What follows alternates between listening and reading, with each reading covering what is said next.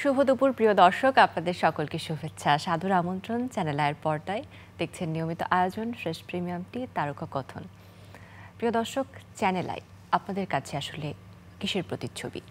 Channel I শিল্পাঙ্গনের অনেক ক্ষেত্রে অবদান রেখেছে, তবে যদি বলি গানের ভুবনের কথা, সেখানে চ্যানেল আই এক অবিচ্ছেদ্য নাম। কেননা এখনকার যারা গানপ্রেমী রয়েছেন তাদের কাছে নতুন প্রতিভার থেকে শুরু করে তাদের তারকা হয়ে ওঠার গল্প, সেটি কিন্তু আপনারা পেয়ে থাকেন চ্যানেল আয়ের মধ্য দিয়ে। এবং তারকা হয়ে ওঠার পরে তাদের কাছ থেকে যে গানগুলো আপনারা উপহার পান, সেটিও থাকে চ্যানেল আয়ের কাছে এক গর্বের বিষয়। এবং এই যে গানের ভুবনে শিল্পীদের জীবনে এক অনন্য নাম হয়ে উঠেছে চ্যানেল আয়ের সেরা কণ্ঠ। অর্থাৎ বুঝতেই পারছেন, তারকা কথনে আজ সেরা কণ্ঠের মানুষেরাই রয়েছেন আমাদের পরিবারেরই সদস্য। চলুন শুরুতে তাদের সাথে আগে পরিচিত হই। আমাদের সাথে আছেন চ্যানেল আই সেরা কণ্ঠের বিজয়ী ঝিলিক, এবং আমাদের সাথে আছে চ্যানেল আই সেরা কণ্ঠ বিজয়ী লুইপা। শুভেচ্ছা দুজনকে। শুভেচ্ছা এবং নতুন শুভেচ্ছা, আসলে নতুন জন্মদিনের শুভেচ্ছা, অগ্রিম শুভেচ্ছা জানাচ্ছি। একেবারেই তাই। আর মাত্র 2 দিন হাতে রয়েছে, তারপরে চ্যানেল আই জন্মদিন। এবারে 27-এ পা দেবে চ্যানেল আই। আনন্দ উল্লাসে চ্যানেল আই এবার 27-এ, তাই না? দীর্ঘ পথ পরিক্রমা চ্যানেল আইয়ের জন্য, সেই সাথে আপনাদের জার্নিটা যুক্ত হয়েছে চ্যানেল আইয়ের সাথে সেরা কণ্ঠের মধ্য দিয়ে। তাই চ্যানেল আইয়ের জন্মদিন এবং আপনাদের আনন্দ উচ্ছ্বাস আসলে জায়গাটা ভিন্ন। কেমন লাগছে এবারে জন্মদিন নিয়ে উচ্ছ্বাসটা? সবসময় প্রত্যেক বছরই আনন্দটা আসলে কাজ করে, মানে নিজের জন্মদিনের জন্য যেভাবে অপেক্ষা করি প্রত্যেক বছর, এটাও আসলে তাই। কারণ পরিবার, চ্যানেল আই পরিবারে যুক্ত হয়েছি 2008 সাল থেকে, তখন থেকেই চ্যানেলের সাথে আছি। গানে গানে বড় হচ্ছি, চ্যানেলের সাথে বড় হচ্ছি। এবং সবচাইতে বড় বিষয় হচ্ছে যে 26টা বছর গেছে একদম সফলতার সাথে আসলে চ্যানেল আই পার করেছে, এটা সবচেয়ে বড় একটা বিষয়। আর আনন্দটা অনেক বেশি, এবং অপেক্ষা করছি আর 2টা দিন আছে, তারপর আমরা সবাই মিলে আবার উদযাপন করব। খুব ভালো লাগছে। বাহ, চ্যানেল আইয়ের জার্নির কথা যেহেতু বলছিলেন 26 বছরের, এবং চ্যানেল আইয়ের সাথে আপনার জার্নিটা আসলে এখন নিশ্চয়ই আপনার মনে হচ্ছে যে ফিরে দেখতে চাই বা ফিরে দেখছেন। একদমই তাই, আমরাও কিন্তু তাই ফিরে দেখতে চাই, এবং তার জন্য একটা উপহার আছে আপনার জন্য এবং দর্শকদের জন্য। আপনাকে নিয়ে একটি অডিও ভিজুয়াল আছে আমাদের কাছে, একটু দেখে আসতে চাই। আচ্ছা, চলো।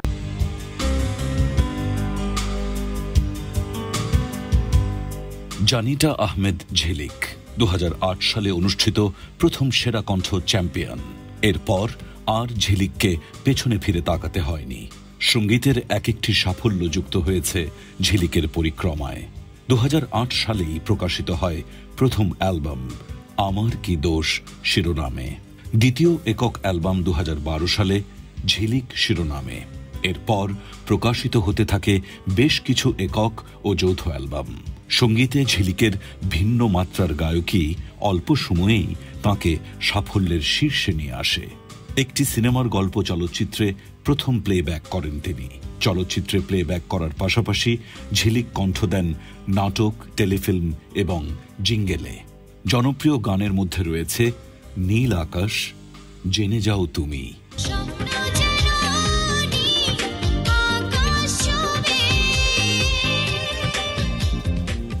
অংশ নিয়েছেন দেশ বিদেশের অসংখ্য মঞ্চ অনুষ্ঠানে। এ যাবৎ অর্জন করেছেন channel I music awards, RTV star award সহ আরও বেশ কিছু সম্মাননা।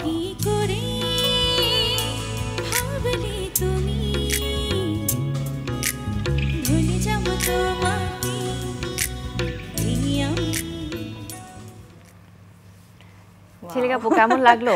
খুবই সুন্দর। আজকের আমি বলবো যে এত সুন্দর, আসলে এটা অনেক বড় একটা উপহার। আমাকে এত সুন্দর করে প্রেজেন্ট করেছে, এবং একদম মনে হলো যে সবগুলো দেখলাম, সেই সেরা কণ্ঠের ছবি দেখলাম। আমি সবসময় যখনই দেখি আমি খুব ইমোশনাল হয়ে যাই। ওই মোমেন্টটা আমার চোখে ভাসে যখন আমি মুকুট পড়ছিলাম, দুজন কিংবদন্তি সাবিনা ইয়াসমিন ম্যাডাম এবং রুনা লায়লা ম্যাডাম, এবং এটা আমার জীবনের সবচেয়ে বড় একটা প্রাপ্তি, এবং সেটার জন্য আমি সারা জীবন কৃতজ্ঞ চ্যানেলের কাছে যে 2008 সালে প্রথম আয়োজন করে সেরা কণ্ঠ, এবং 2 কিংবদন্তিকে একসাথে নিয়ে এসে, এটা আসলে স্বপ্নের মতো। তো সেই স্বপ্নটা একটু হলেও পূরণ হয়েছে, এবং পুরোটার কৃতিত্ব এবং আমার অনেক অনেক কৃতজ্ঞতা চ্যানেলের প্রতি, চ্যানেলের প্রত্যেকটা মানুষের প্রতি। লুইপার কাছে আমরা এবার যেতে চাই। ঝিলিকের জার্নিটা যেহেতু আমরা দেখলাম, নিশ্চয়ই লুইপার অনেক কথা মনে পড়ে যাচ্ছে। 2010 সালে লুইপার সেরা কণ্ঠে ছিল এবং সেখানে আসলে সে বিজয়ী হয়েছে। তাই লুইপার জার্নিটাও আমরা একটু দেখতে চাই একটা অডিও ভিজুয়ালের মধ্যে দিয়ে। চলো।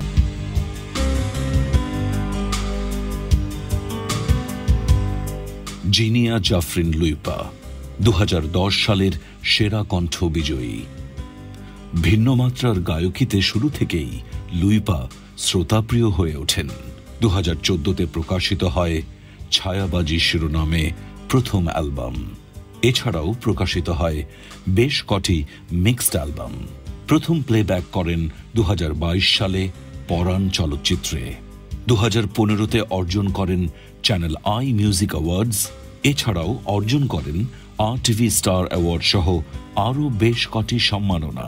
2020 সালের পর লুইপা দর্শকদের মাঝে ব্যাপক আলোচিত হন তাঁর প্রকাশিত বেশ কটি মিউজিক ভিডিওর মাধ্যমে। জনপ্রিয় মিউজিক ভিডিওগুলোর মধ্যে রয়েছে জেন্টলম্যান,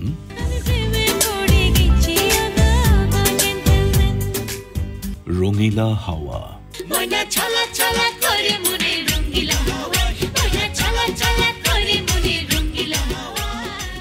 হারিয়ে গেলাম,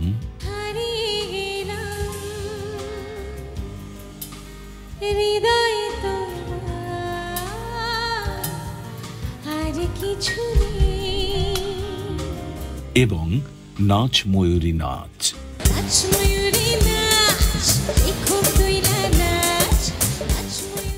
দর্শকপ্রিয় গানগুলোর মধ্যে রয়েছে পিরিতের আগুন জ্বালাইছে, বাদলের গান এবং এই দেখা শেষ দেখা। অংশ নিয়েছেন দেশ বিদেশের অসংখ্য মঞ্চ অনুষ্ঠানে। কেমন লাগলো লুইপা? খুবই সারপ্রাইজিং। আমার কাছে মনে হয় যে জন্মদিন চ্যানেল আইয়ের কিন্তু উপহার আমরা পাচ্ছি না। এত সুন্দর করে পুরনো স্মৃতিগুলো মনে করিয়ে দেয়া। আসলে বরাবরই আমরা গিফট পেয়ে আসছি চ্যানেল আইয়ের কাছ থেকে। সেটা হচ্ছে চ্যানেল আইয়ের বয়স আর আমাদের বয়সও কিন্তু সিমিলার। তো আমাদের মনে হচ্ছে আমরা চ্যানেল আইয়ের সাথে সাথেই বেড়ে উঠছি। এই যে আমাদের একটা অডিয়েন্স গ্রো করেছে বা মিউজিক্যালি আমরা যে প্রফেশনালি মিউজিকটাকে নিয়ে সামনে এগোবো, মানুষের এত এত ভালোবাসা পাচ্ছি, সবকিছু কিন্তু আসলে চ্যানেল আইয়েরই গিফট বলে আমি মনে করি। এবং এত ভালো একটা ফ্রেন্ডও পেয়েছি, সেটাও channel I, from channel I. এখানে একটা প্রশ্ন থেকে যায় যে একজন 2008 সালে, একজন 2010 সালে, মাঝখানে 2 বছরের গ্যাপ এবং প্ল্যাটফর্মে ছিল। সো দুজনের পরিচয়টা আসলে কিভাবে হয়েছিল? সেরা কণ্ঠের পরে আসলে সেরা কণ্ঠের পরে বলতে আমরা তো তারপর সবাই নিজ নিজ কাজ করা শুরু করে এবং দেশ বিদেশ বলো বা দেশে বলো সবাই কাজ করা শুরু করে। সেখানেই আমাদের আমরা আসলে কলিগ হয়ে গিয়েছি যখন, তখন আমাদের ইন্টিমেসিটা হয়েছে। বাট আমার মনে পড়ে যে ওদের ঝিলিকদের সেরা কণ্ঠটা যখন হয়েছে 2008 সালে সেরা কণ্ঠ, বাসায় বসে আমি দেখেছি। আমি তো ওকে তখন থেকেই চিনি। আমাদের সেরা কণ্ঠটা যখন হয়েছে তখন একটা রাউন্ডে ঝিলিকদের ব্যাচের সবাই এসেছিল আমাদের সাথে ডুয়েট গান করার জন্য। সো ওই দিন দেখলাম ঝিলিক গট করে এসে মানে লাইক আ স্টার, আসলে মানে সে তো অলরেডি তখন একটা স্টার, সেরা কণ্ঠ বিজয়িনী, চ্যানেল আই সেরা কণ্ঠ বিজয়িনী তখন। তো ঝিলিক যে আসছে ওর মধ্যে ওই ব্যাপারটা দেখেছি যে একটা রিয়ালিটি শোর উইনার সে, এবং অলরেডি ওকে সবাই পছন্দ করে, চেনে সবাই, ওর মধ্যে একটা স্টারডম যে চলে এসছে। ওই জিনিসটা দেখে তখন মনে হয়েছে যে হ্যাঁ, একটা আর্টিস্টের, আমাদের জেনারেশনের একটা আর্টিস্টের আসলে ওর মতোই হওয়া উচিত। সো ফ্রম দ্যাট ডে আমি ওকে চিনি। বাট আমাদের বন্ধুত্ব হয়েছে আরো অনেক পরে, এবং এত ভালো বন্ধুত্ব হয়েছে আমার মনে হয় যে সন্ধ্যাবেলা এক কাপ চা খাওয়ার জন্য হলেও আমরা আমাদের দেখা হয়, বাইরে আর অন্য কাউকে চিন্তা করতে পারি না। একদমই তাই। মানে লুইপা কিন্তু বললো যে আপনাকে কিভাবে দেখেছে গটগট করে হেঁটে একটা স্টারের মতো আসছে। ঝিলিকের প্রথম স্মৃতিটা কি মনে আছে? আমার প্রথম স্মৃতি মনে আছে বলতে যদি স্পেসিফিক ভাবে বলি, আমার মনে আছে ওর গান তো আমি অনেক আগে থেকেই শুনতাম। যখন থেকে ও সেরা কণ্ঠে আসলো আমি ওদের ওখানে অনেকবারও এসেছিলাম, গান গেয়েছি, ওদের সাথে কথা বলেছি। বাট ও যখন যোচনা করেছে আরই গানটা গাইলো, আমার কাছে মনে হলো যে হোয়াট আ ভয়েস, এত সুন্দর একটা, মানে এরকম গান গাচ্ছে এই মেয়েটা। আমার তখন থেকে ওকে আমি বেশি ভালো করে চিনি। তারপর থেকে আরো বেশি নিজের একটা ইচ্ছা জাগতো যে ওর সাথে যদি একটু কথা বলি, ওর সাথে যদি বসতে পারি, আমরা যদি একসাথে ফ্রেন্ডস হতাম, ওই এক জিনিসটা না অটোমেটিক্যালি চলে আসে যে এত ভালো গায়। ইভেন আমার মনে আমি বলতে পারবো যে আমার এমন কোনো ইন্টারভিউ নাই যখন আমাকে কেউ জিজ্ঞেস করে যে তোমার এখনকার ভয়েসের মধ্যে কার বেশি ভয়েস ভালো লাগে, সবগুলো খুঁজে দেখা যাবে। আমি প্রথম নাম লুইপা সবগুলোতে খুঁজে পাওয়া যাবে। তো আসলে ও ভীষণ গায়কে নিয়ে আমার আসলে কথা বলার কিছু নাই। সে ও তো সবাই জানে, সেটা পুরো দেশ জানে, বাট বন্ধু হিসেবেও সে ইজ দ্য বেস্ট। অ্যামেজিং। আসলে এই প্ল্যাটফর্মটা শুধুমাত্র মেধা অন্বেষণ করে একজন শিল্পীকে উপহার দিচ্ছে আমাদের প্ল্যাটফর্ম বা বাংলাদেশের জন্য তা নয়, এই যে বন্ধুত্বের স্মৃতিগুলো তৈরি করছে, একটা কমিউনিটি, একটা টিম, মানে আনব্রেকেবল কিছু রিলেশনশিপ, এটা আসলে প্রাপ্তি এই প্ল্যাটফর্মটা আমাদের সকলের জন্য। একদম। ওকে, সো একটা কমন প্রশ্ন, আমি জানি না এটা আগে কেউ কখনো বলেছে কিনা, অনেকেই বলে যে রিয়েলিটি শো আসলে কতটুকু রিয়েল। তো রিয়েলিটি শোতে আপনাদেরকে আমরা পেয়েছি এবং পরবর্তীতে আপনাদের ক্যারিয়ারে নিজেদেরকে আরো বেশি গ্রুমড আপ করতে চ্যানেলের অবদানটা আসলে আপনাদের ক্ষেত্রে কেমন ছিল একটু শুনতে চাই লুইপা। আমার রিয়েলিটি শোর কথা যদি আমি বলি, 2010 সালেই যে আয়োজনটা হয়েছিল, আমাদের গ্রুমার ছিলেন শ্রদ্ধেয় সুবীর দা, রফিক আলম স্যার, আরও অনেকেই এসছেন এবং আমরা যে লেজেন্ডদের সামনে দাঁড়িয়ে ওনাদের সৃষ্টি গানগুলো গেয়েছি। যেরকম আমি বলতে পারি যে তখন শ্রদ্ধেয় আমজাদ হোসেন স্যার ছিলেন, আরও অনেক অনেক গুণী মানুষেরা ছিলেন আমাদের মাঝখানে, যারা হয়তো এখন নেই। আমরা আস্তে আস্তে আসলে অভিভাবকহীন হয়ে পড়ছি আমাদের মিউজিক ইন্ডাস্ট্রিটা, কিন্তু ওই সময় যাদেরকে পেয়েছি আমার কাছে মনে হয় যে ওই এক্সপিরিয়েন্সটা এখনকার সময়ের আর কজনের আছে, এবং সেটা মনে হয় আমাদের সঙ্গীত জীবনকে অনেক সমৃদ্ধ করেছে। ঝিলিকের কথা আমি বারবার জ্যাজ বলতে চাচ্ছি, আমি জানি না আমাদের দুজনকে নিয়ে একটা ফর্মাল শো কিভাবে করা সম্ভব। সো কন্ট্রোলে আছি, আমি ফর্মাল চাই না তো, এটা একটা আড্ডা। আসলে আমার অডিয়েন্সকে বলে নেই যে আমরা মাঝে মাঝে আসলে আমাদের ওন ফর্মে চলে আসবো। জ্যাজদের সময় কি হয়েছে আমি জানি না, ওটাও বলবে, বাট আমার কাছে মনে হচ্ছে আমাদের সময় এই যে আমাদেরকে গ্রুমিং করানো বা স্টেজে গেলে আমরা কিভাবে গান গাবো, প্রত্যেকটা আলাদা আলাদা গানের রাউন্ড, কোনোটাতে নজরুল করেছি, কোনোটাতে রবীন্দ্রনাথের গান করেছি, কোনোটাতে দেশের গান, আধুনিক গান, ফিল্মের গান, এগুলো আমাদেরকে আসলে অনেক হেল্প করেছে। এবং আফটার মানে বিজয়ী হওয়া, অনুষ্ঠানটা শেষ হয়ে গেল, আপনি বিজয়ী হয়ে গেলেন, তারপরে তো আসলে মূল ক্যারিয়ারটা শুরু হয়, সেই ক্ষেত্রে চ্যানেলের অবদানটা আপনার জীবনে কেমন ছিল? আমার কাছে মনে হয় আমি আসলে বিজয়ী হইনি, 2010 সালে আমি টপ 7-এ ছিলাম। সো আমার মনে হয়েছে যে ওখান থেকে বের হওয়ার পর তো একটা যুদ্ধ শুরু হলো, তো সেটাকে এই যে আমি এতগুলো মাস এখানে ক্যাম্পিং করে এত কিছু শিখে গেলাম, সেই এক্সপিরিয়েন্সটাই কিন্তু আমার পরবর্তীতে কাজে লেগেছে। এবং ইন্সপায়ার করার ক্ষেত্রে আমার মনে হয় চ্যানেল আই সব থেকে এগিয়ে। বিভিন্ন সময় আমার যখন অ্যালবামস এসছে, যখন মৌলিক গান এসেছে, সেই গানগুলোকে অ্যাওয়ার্ড দিয়ে আরও বেশি ইন্সপিরেশন দেয়া, কিংবা এই যে আমার নতুন একটা গান এলেই সেটা তারকা কথনে এসে আমরা বলছি, আমার অডিয়েন্সকে জানাচ্ছি, তো এইটা আসলে আমাদেরকে অনেকটা ধাক্কা দিয়ে সামনে এগিয়ে দেওয়ার মতো আসলে আমি বলবো। আচ্ছা, ঝিলিকের কাছে একটু শুনতে চাই। ও যা বললো মোটামুটি সেমই, এখানে চেঞ্জ কিছু নাই। তবে সত্যি 2008 সালে যখন আমাদেরও গ্রুমিং করিয়েছেন, শুভেন্দু নন্দী স্যার ছিলেন, রফিকুল আলম স্যার ছিলেন, আবিদা সুলতানা ম্যাম ছিলেন, এক এক দিন এক একজন আসতেন, তাদের মানে এক একটা শিল্পীর তো বৈশিষ্ট্য এক এক রকম, তো সবার কাছ থেকে শেখার যে অনেক কিছু আছে সেটা তখনই বুঝেছি। শব্দ উচ্চারণ কিভাবে করতে হয় বা ভয়েস কিভাবে দিতে হয় মাইক্রোফোনের সামনে, সব কিছুটাই এখন পর্যন্ত আমাদেরকে ওটাই হেল্প করে যাচ্ছে। আর যদি বলি পরে যখন নিজের ক্যারিয়ারটা শুরু করলাম, সেক্ষেত্রেও চ্যানেলের অবদান অবশ্যই আছে। যে নতুন নতুন গান নিয়ে সবসময় হাজির হচ্ছে, এটা সবার সামনে প্রেজেন্ট হচ্ছে তারকা কথনের মাধ্যমে। আমার মনে আছে আমার যখন প্রথম অ্যালবাম প্রকাশিত হয় আমার কি দোষ, সেটা মোড়ক উন্মোচন করেছেন রুনা আল্লাহ ম্যাডাম এবং সাবিনা হাসান ম্যাডাম, এবং সেটা চ্যানেলের এখানেই হয়েছে। তো এটা আসলে আমি নিজে তো কখনো পারতাম না। তো এই যে মোড়ক উন্মোচন হলো, অ্যালবামটা সবার সামনে এলো, তাদের হাত থেকে এলো, এটা চ্যানেলেতে দেখানো হয়েছে, সব কিছু মিলিয়ে মানে এখনো পর্যন্ত ইন্সপায়ার করে যাচ্ছে। তো ডেফিনেটলি অনেক বড় একটা অবদান আছে আমাদের পুরো ক্যারিয়ারে। ওকে, ফাইন। এখন যদি একটু কাজের কথাই ফিরি, পুরো দোস্ত তো আসলে কাজের কথাই বলছি শুরু থেকে এখন পর্যন্ত। ঝিলিকের কতগুলো গান এখন পর্যন্ত রিলিজ হয়েছে মনে আছে? সংখ্যাটা বলতে পারবেন? ওভাবে বলতে পারছি না, কারণ অসংখ্য মিক্সড অ্যালবামে গান করেছি, যেটা আমি কখনো গুনি নাই যে আমি কোন কোন মিক্সড অ্যালবামে কাজ করেছি। আর নিজের 3টা সোলো অ্যালবাম আছে, নাটকের গান অনেক করেছি, তারপর বিভিন্ন শিল্পীদের সাথে ডুয়েট গান করেছি। জানি না, মেবি 100 হবে, তারও আই ডোন্ট নো, মেবি এরকম কাছাকাছি হবে।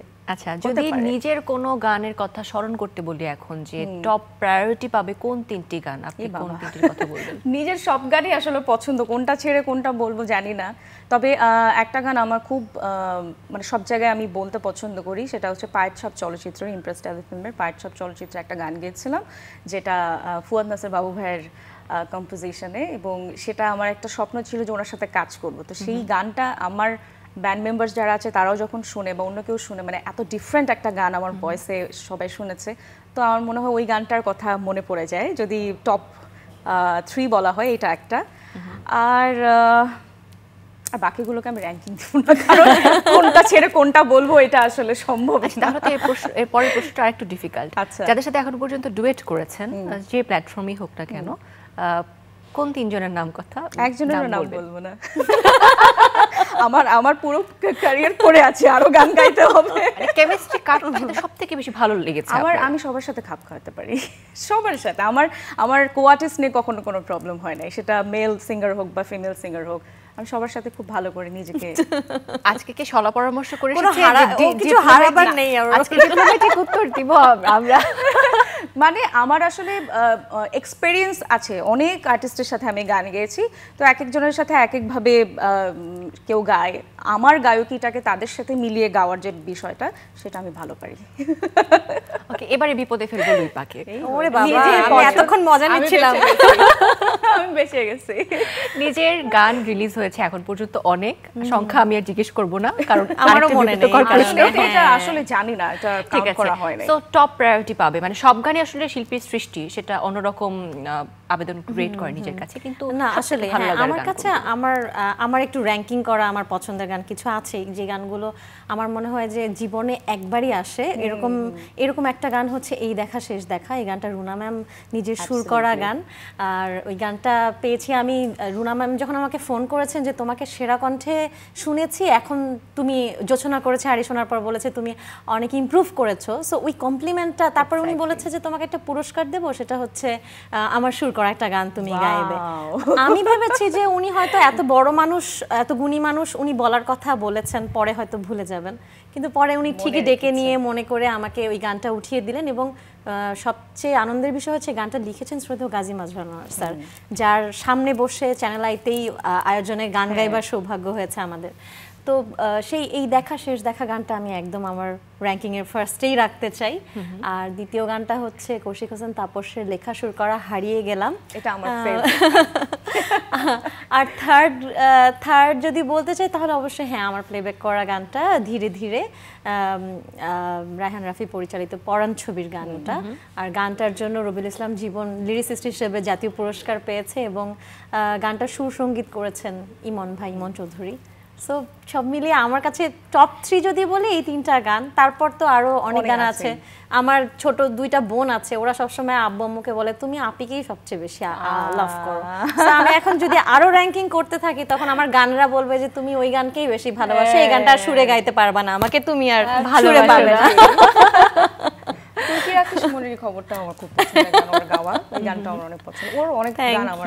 আচ্ছা, দুজনে মিলে কাজ করার কথা ভাবছেন কিনা? আমরা ভাবি সব সময়, শুধু ভেবেই যাচ্ছি, অনেক বাস্তবায়ন হচ্ছে না, প্রতিবন্ধকতা, কারণ আমরা খুব অলস আর আমরা খুব আড্ডা প্রিয় মানুষ। তো আমরা ভাবি কালকে করব, এই কালকের দিনটা আমাদের আর আসে না। মানে আমরা বলি হুট করে একদিন না করতে হবে কি, এরকম একটা কিছুতে আছি, এখান থেকে বের হয়ে চলো রেকর্ড করে ফেলি, এরকম কিছু একটা করবে। কারণ আমরা প্রতিদিন শুনো এটা না হচ্ছে, হ্যাঁ এটা ওকে ঠিক আছে, তাহলে আমরা এর মধ্যেই করছি, আর কোনো আবার ভুলে যাই। কিন্তু আমরা মিউজিক ভিডিও প্ল্যান করে ফেলছি, কি হবে না হবে, কি হবে কি ড্রেস পরবো, কি সবকিছু প্ল্যান ডান, কিন্তু বাস্তবায়ন এখনো হচ্ছে না, আমাদের করা উচিত। ওকে, সো মিউজিকে আসলে আগে যে বিষয়গুলো হতো, মানুষ ভয়েস শুনে আসলে শিল্পীদের রেকগনাইজ করতো, ভয়েসটাই আসলে মানুষের হৃদয়ের কাছাকাছি সব থেকে বেশি থাকতো। এখন যেহেতু সবকিছু ভিজুয়ালি চলে এসেছে, আমরা কোনো কিছু না দেখলে আসলে ভালো লাগে না, তাই শিল্পীদের অগত্যা আসলে মিউজিক ভিডিও বলি বা যে কোনো প্ল্যাটফর্মের মধ্য দিয়ে সামনে আসতে হয়। সেক্ষেত্রে দুজনেরই এক্সপিরিয়েন্স আছে আসলে পারফর্ম করার। সো পারফর্ম করতে কেমন লাগে, সাথে নিজের গানের সাথে নাচা, অভিনয় করা, এই যে একটা অভিজ্ঞতা, এটা কেমন এনজয় করেন? একদিক থেকে হচ্ছে ওই অভিনয় করার বিষয়টা আমার কাছে খুব টাফ লাগে, কারণ আমি কয়েকটা মিউজিক ভিডিও করেছি। যেমন আমার আর ইমরানের একটা গান আছে যেখানে একদম পুরোটা স্টোরি বেসড, সো পুরোটাই একটা অ্যাক্টিং করতে হয়েছে। ওটা তখন আমি বুঝেছি আসলে অ্যাক্টিং করা কি কঠিন। দারুণ অ্যাক্টিং করেছে, জেনে যাও তুমি কথা বলছো, তুমি দারুণ অ্যাক্টিং করে। ইনফ্যাক্ট ও রিয়েল লাইফে অনেক ভালো অ্যাক্টিং করে। ওকে যদি এরকম করে অ্যাম্বুলেন্স এগুলা হচ্ছে যদি বলা শুরু করে ও, তাহলে এই প্রোগ্রাম শেষ হয়ে আরো কত সময় লাগবে শেষ নাই। তবে হ্যাঁ, আমি ভালো নাটক করতে পারি, হ্যাঁ ভালো নাটক করতে পারে। সো কিন্তু যখন ওই ক্যামেরার সামনে আসে তখন একটু হেজিটেট ফিল করি, বাট ভালোই হয়েছিল না, খারাপ হয়নি, খুব সুন্দর। আমার কাছে ওর অ্যাক্টিংটা এত বেশি ভালো লেগেছে, মনে হচ্ছিল খুব এক্সপেরিয়েন্সড কেউ মানে অ্যাক্টিং করছে এরকম তো লেগেছে। এরকম অ্যাক্টিংটা আমার কাছে খুব কঠিন লাগে। আর নাচ নাচ বলতে আমার ঝিলিক ঝিলিক একটা গান আছে আমার নাম নিয়ে, তো সেখানে আমি একটু নেচেছি। আর আমার আসলে ডান্সিংটা খুব পছন্দ, আমার ছোটবেলা থেকেই খুব পছন্দ, কখনো শিখি নাই, বাট আমার ডান্সিং খুব ভালো লাগে। ইভেন আমি ওকে আমাকে মাঝে মাঝে কোরিওগ্রাফ করে দেয় ঝিলিক, আমরা তখন একসাথে আমরা নাচি। আমাদের অনেক ফাংশনে দেখা যায় আমাদের মিউজিশিয়ানদের গেট টুগেদার হ্যাঁ, বা হ্যাঁ, যাই হোক হ্যাঁ, না আমাদের কেন নিজেদের প্রোগ্রামগুলোতে। আমরা আমাদের একটা পারফরম্যান্স রাখি যেটাতে আমার কোরিওগ্রাফার আমাকে কিছু শিখায় দেয়, আর আমি স্টেপস ভুলে গেলে ওকে দেখে দেখে ইনস্ট্যান্ট কপি করে ডান্স করে দিই। সো ডান্সিং এ প্রবলেম হয় না, অ্যাক্টিং এ একটু প্রবলেম হয়। বাট আর বেশিরভাগই আমার মিউজিক ভিডিওতে দেখা গেছে ওই লিপসিং করছি অথবা বাতাসে চুল নড়ছে, এইটুকুই, এর বেশি কিছু না। বাট আসলে অভিনয় শিল্পীরা অনেক অনেক কষ্ট করে, অনেক পরিশ্রম করে, এবং সারাদিন ধরে শুটিং। আমার জ্বর চলে আসে যে সকাল থেকে শুট করবো, সো ওনারা তো আসলে এভরিডে করে, সো এটা খুবই টাফ। এটা আমার জন্য না, আমার গান গাওয়াই উচিত শুধু। লিপার কাছে একটু শুনতে চাই যে আসলে এখন তো বাড়িতে একটু মানে কি বলবো ব্যস্ততা অনেক বেশি, আস্তে আস্তে আমাদের পায়রা বাঘবাকুম পায়রা বড় হচ্ছে, তার সাথে এখনকার কেমিস্ট্রি এবং সাথে নিজের ক্যারিয়ারটা ব্যালেন্স করা কেমন চলছে? আমার আসলে সবকিছু মিউজিক্যাল, সো আমার ওরকম কোনো আলাদা করে ভাবতে হয় না যে বাসায় ব্যালেন্স করতে হবে। আমার প্রফেশনাল লাইফ পার্সোনাল লাইফ তো একদম মিলেমিশে একাকার। আর পায়রা একদিন আমাকে বলছে তুমি কোথায় যাচ্ছ, আমি বলছি আমি জ্যাজের সাথে মিট করতে যাচ্ছি। বলছে ও Jazz, she is my friend also. হ্যাঁ মানে আমার ফ্রেন্ড ওরও ফ্রেন্ড এখন। সো আমার আসলে ওরকম ঝামেলা হয় না, তাই না? আমি যখন পারি না তখন দেখা যায় আমি ওর উপর দায়িত্ব দিয়ে দিলাম, বা আমরাই মিলে আসলে ম্যানেজ করছি। এবং আমি ওর একটা মানে ওকে এভাবে কমপ্লিমেন্ট কখনো দেওয়া হয় নাই সামনাসামনি, but she is a super mom, she is a super artist, and she's a beautiful wife also. Oh my god. So ও সব দিক থেকে খুব সুন্দর, সুন্দর, আমাকে অনেক বেশি ভালোবাসে, এটা আবার অডিয়েন্স জেনে যাচ্ছে। থাক আমরা এত কিছু না আসলে মানে আমি মাঝে মধ্যে অবাক হই যে সুপার মম মানে সবকিছু কিভাবে ও ম্যানেজ করে। আমি হলে তো আমি জীবনে পারতাম না, মানে ওকে দেখলাম সেটা মনে হয়। সো ও আসলে সবকিছু ভীষণভাবে সুন্দরভাবে ম্যানেজ করে, সো এটা ওর একটা গুণ। আমার মনে হয় ওর সময় হলে ও আরো বিউটিফুলি করবে, কারণ আমি একটা জিনিস বিলিভ করি হচ্ছে সবকিছুই আর্ট। আমরা যেহেতু আর্টিস্ট, আমাদের কাছে সবকিছুই আর্ট, আর আর্টের একটা সেকশনে যে ভালো করবে সে সবগুলোতেই ভালো করবে। ও এত বিউটিফুল ওর সিঙ্গিং, সো আমার মনে হয় যে ও এত সুন্দর নাচ করে, এত সুন্দর অ্যাক্টিং করে, সো অন্য কিছু ব্যালেন্স করতে ডেফিনেটলি ওর কোনো প্রবলেমই হবে না। দেখা যাক ইন ফিউচার কি হয়। এরকম আয়োজন আসলে আমাদের জন্য খুব ইন্সপায়ারিং, কেননা যখন একজন নারী একজন শিল্পী হিসেবে বা মানুষ হিসেবে একজন আরেকজনকে আপলিফট করে, আসলে ইন্সপায়ার করে, কমপ্লিমেন্ট করে, এটা আসলে খুবই পিওর একটা ফিলিংস। একদমই তাই। এই যুগে আমার কাছে মনে হয় এটা একটা বেস্ট ফিলিং, কারণ একজন আর্টিস্ট যখন আরেকজন আর্টিস্টকে কমপ্লিমেন্ট করে বা তার গানগুলো নিয়ে কথা বলে বা কোনো ভুল হলেও সেটা যদি বলে, এটা একজন আর্টিস্টের জন্য মনে হয় যে শেখার অনেক কিছু আছে। তো সেখানে আমার কাছে মনে হয় খুব বড় একটা রোল প্লে করে লুইপা আমার গানে বা আমার ভাইস ভার্সা সবকিছু। বাট আমি শুধু আমাদের কথা বলবো না, এখানে একজনের কথা আমাদের বলতে হবে যে এটা একদমই আমাদের ইনার ফিলিংস। ঠিক আছে, কিছুটা অ্যাডপ্টেড, আমরা কিছুটা শিখেছি, কিন্তু সেটা কার কাছে শিখেছি? আমাদের রুনা ম্যামের কাছে। বিকজ উনি আমাদের এই প্রজন্মের যারা আমরা আর্টিস্টরা, আমরা যারা গান করছি তাদেরকে ইন্সপায়ার করছেন, কোথায় ভুল হচ্ছে, শুদ্ধ হচ্ছে, সবকিছু বলে বলে দিচ্ছেন, যেটা ওনার হয়তো বা দরকার ছিল না, কিন্তু উনি এটা আমাদের বেটারমেন্টের জন্য করছেন। সো আমরাও কিন্তু ওনার কাছেই শিখেছি যে আরেকজনকে কিভাবে ইন্সপায়ার করতে হয় বা আরেকজনের ভালোটা কিভাবে বলতে হয়, এটা ওনার কাছেই আমরা আসলে অ্যাডপ্ট করেছি। কিংবদন্তি মানে কিংবদন্তি আসলেই তিনি কিংবদন্তি, মানে এত বিনয়ী, মানে আমাদেরকে ডেকে ডেকে তার বাসায় আমরা যে যাচ্ছি, গান গাইছি, ওনার কাছ থেকে শিখছি সরাসরি, এটা মানে আমাদের কাছে আমার মনে হয় একটা অ্যাওয়ার্ড। সো হ্যাঁ, এই লেগেসিটা আসলে আপনাদের কাছে এসেছে এবং আপনারা আপনার পরবর্তী প্রজন্মের কাছেও এটি আসলে ছড়িয়ে দিবেন, এমনটি প্রত্যাশা আমরা করি। অনেক ধন্যবাদ। আসলে আড্ডা আজকে শেষ হবে না, অনেক অনেক গল্প শোনার ছিল, আগামীতে আবারও দেখা হবে, আবার আড্ডা শুনবো। এবং আজকের আয়োজন থেকে আমরা বিদায় নিব আপনাদের দুজনের কণ্ঠে একটি গান শুনতে শুনতে। দর্শকদের থেকে আমি ছোট্ট করে একটু বিদায় নিয়ে গান শুনতে শুনতে বাড়ি যাব। দর্শক, এই ছিল আমাদের আজকের আয়োজন। কদিন বাদেই আমাদের চ্যানেল আয়ের জন্মদিন। এখন থেকে আমাদের উৎসব এই আমেজ, এই উচ্ছ্বাস ছড়িয়ে পড়ুক আপনাদের জীবনে, যারা চ্যানেল আইকে ভালোবাসেন, সেই প্রত্যাশা রেখে আজকের আয়োজন থেকে বিদায় নিচ্ছি। শুনবো গান। আমরা যেহেতু রুনা ম্যামের গল্পই করছিলাম, আমার মনে হয় ওনারাই একটা গান আমরা দুজন মিলে গাই। ওনার, হ্যাঁ, কোনটা গাবো? আমার মন বলে তুমি আসবে। ওকে, চলো।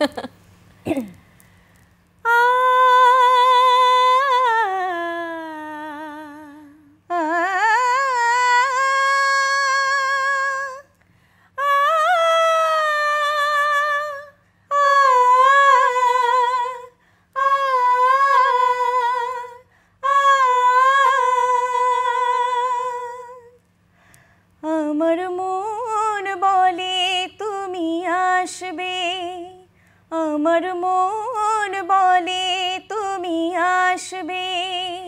হৃদয়ের বসন্ত বাহারে প্রেমের অভিসারে আসবে, আমার মন বলে তুমি আসবে, আমার মন